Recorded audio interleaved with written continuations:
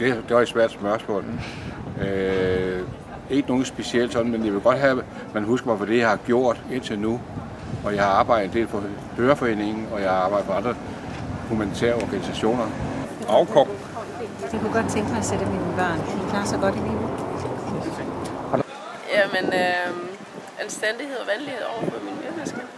Og jeg vil gerne forfølge mine drømme og være kendt for den, jeg er. Og ikke for noget, jeg tror, jeg er, eller hvad andre synes, at være sig selv. Noget godt. En god tilknytning til min søn, sådan så han kan leve sit liv.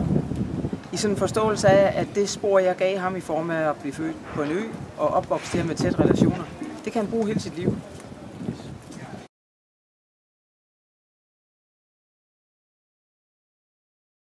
Ja, eller det kommer jeg i hvert fald til. Jeg skal på den samme efterskole som en storebror, kan man sige. Ja. Det har jeg ikke. Det har jeg ikke givet til noget. Hvorfor ikke det? Fordi jeg godt kan lide at vælge min egen vej og gøre, hvad jeg har lyst til.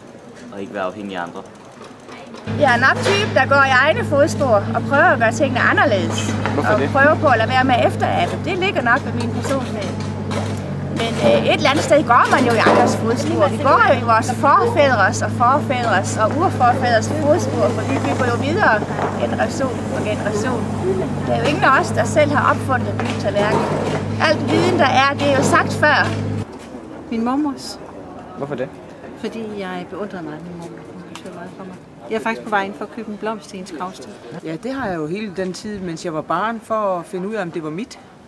Så gik jeg efter dem og tænkte, var det noget for mig med at ro kajak? Nej, det var det ikke. Var det noget for mig med at blive forfatter? Jo, det var det så. Var det noget for mig at prøve at være den, der var med til at ødelægge noget hos andre? Nej, det var det så ikke. Så jo, jeg har været i mange andre spor, for at finde mine egne spor.